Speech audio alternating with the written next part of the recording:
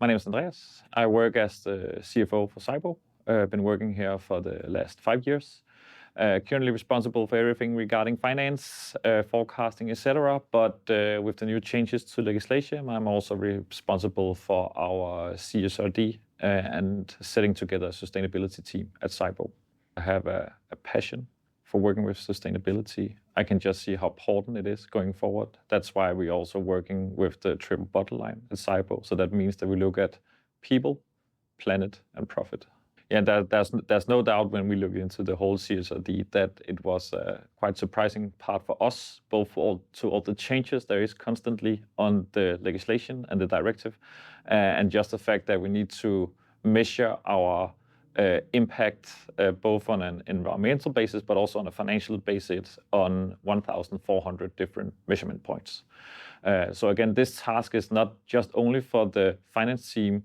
From SYBO's perspective, we need to include all the different stakeholders that we have in the company. There will be people working with product, people working in tech, analytics, in marketing.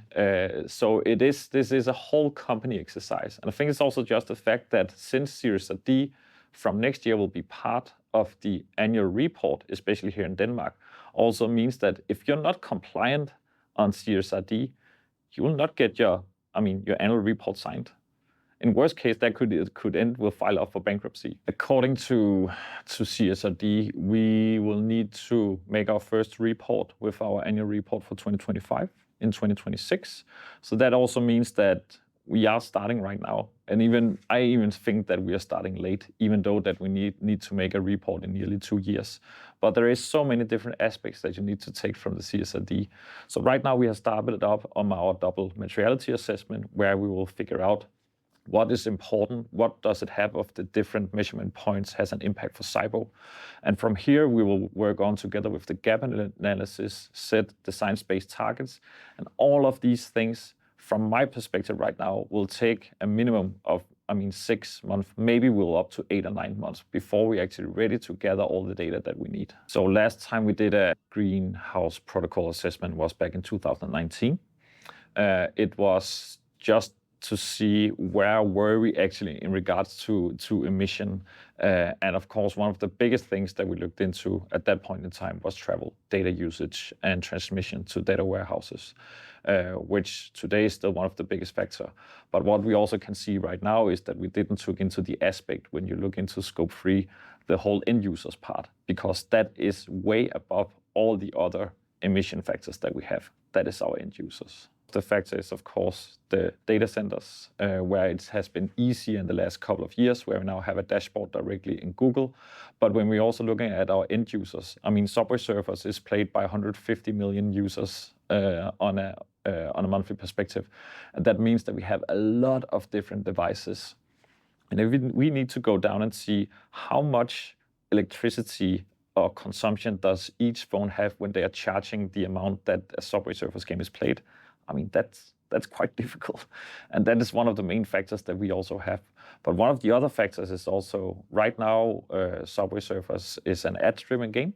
So that also means that there's a lot of ads being served in the game.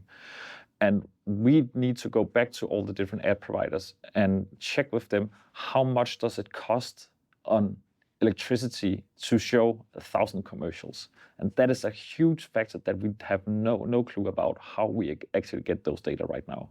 Yeah, so we have been talking with, I think we actually reached out to 3 or 5 different consultants, actually just to get a readout on what is expected from the whole reporting structure that we need to go through on the CSRD.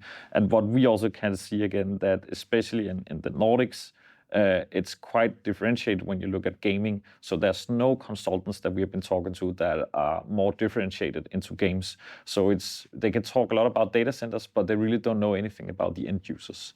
So I think that's also one of the important parts, for example, why SYBO is also part of SGA, is that this is something that we can do together in the alliance to figure out how do we actually find the standard for the gaming industry going forward. To make my life easier on the sustainability and the reporting part, I think especially more transparency especially also for example governments. I know it's difficult to go down on the different industry levels, but right now it's quite difficult to know exactly what we need to report on. And I think this is also something that we learned throughout the way, just when we are talking to consultants from some of the big four auditing companies. They even have issues on how they will need to do this reporting going forward.